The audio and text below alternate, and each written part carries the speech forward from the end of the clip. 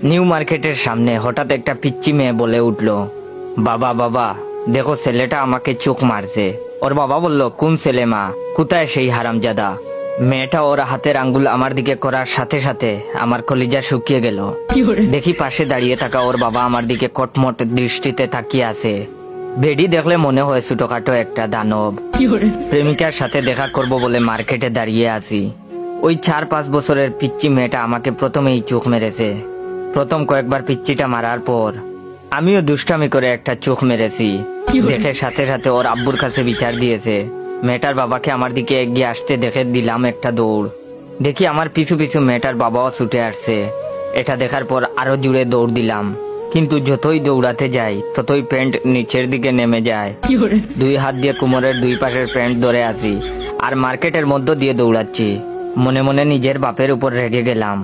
প্রত্যেকবার প্যান্ট কিনে দেওয়ার সময় এমন ঢিলে ডালা প্যান্ট কিনে দেয়, যার জন্য আমার এই দশা। এখন দৌড়াতে গিয়ে যদি প্যান্ট খুলে যায় তাহলে ইজ্জতের ফালুদা হয়ে যাবে।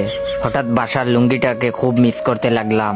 লুঙ্গি পরে দৌড়ানোর মজাই আলাদা, বাতাসের প্রবাহ খুব কাজে দেয়। হঠাৎ সামনে প্রেমিকাকে দেখে কলিজা আরো শুকিয়ে গেল। আমাকে দৌড়াতে দেখে ও টাইটানিক সিনেমার মতো 2 হাত মেলে দাঁড়িয়ে রইল। আমার প্রেমিকা অভিনয় শিখবে বলে কয়েকদিন আগে একটা কোচিংয়ে ভর্তি হয়েছে। কোচিং করার পর থেকে আমার সাথে এমন ভাবে কথা বলে যে বুঝতেই পারি না ও আমার প্রেমিকা না, ছবির নায়িকা। ওর কাছে পৌঁছেই বললাম, চলো এখান থেকে পালাই, না হলে মায়ের একটাও মাটিতে পড়বে না। আমার কথা শুনে প্রেমিকা বলে উঠলো, না না না, এ হতে পারে না। তোমার সাথে প্রেম করব বলে আমি 7 সমুদ্র 13 নদী পার হয়ে তোমার কাছে ছুটে এসেছি, আর তুমি কিনা আমাকে বলছো এখন থেকে পালিয়ে যাব। ওই শয়তান রাজা আমাদের কিছুই করতে পারবে না। আমাদের ভালোবাসার কাছে ওর অশুভ শক্তি পরাজিত হবেই। আমি তোমার সাথে এই বিশাল রাজ্যে সারা জীবন কাটিয়ে দিতে চাই, প্রিয় জায়েদ খান, তুকু জয় খান। প্রেমিকার অভিনয় দেখে আমার বুঝতে আর বাকি রইল না। পৃথিবী উল্টে গেলেও মাইরের আজমিস নাই। এর মধ্যে দেখি মেয়েটার বাবা প্রায় কাছে চলে এসেছে। প্রেমিকাকে বললাম, তুমি আমার সাথে যাবে কিনা? প্রেমিকা দেখি আবার অভিনয় করে বলে উঠলো, এ জীবন যদি চলে যায় যাক, তবু আমি এই রাজ্য ছেড়ে কোথাও যাব না। আমি বললাম, থাকো তুমি তোমার রাজ্য নিয়ে, আমি পালালাম। নিজে বাঁচলে বাপের নাম।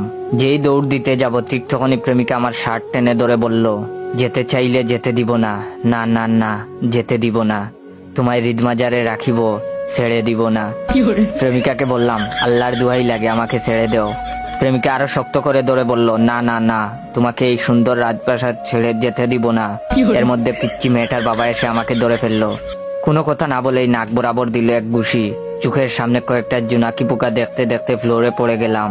না, জ্ঞান হারাইনি তখনও, কিন্তু প্রেমিকা যখন লোকটাকে বলল, শয়তান ছেড়ে দে আমার জয়কে, তুই আমার দেহ পাবি কিন্তু মন পাবি না। বিশ্বাস করেন ভাই, এই কথা শোনার পর আমি জ্ঞান হারালাম।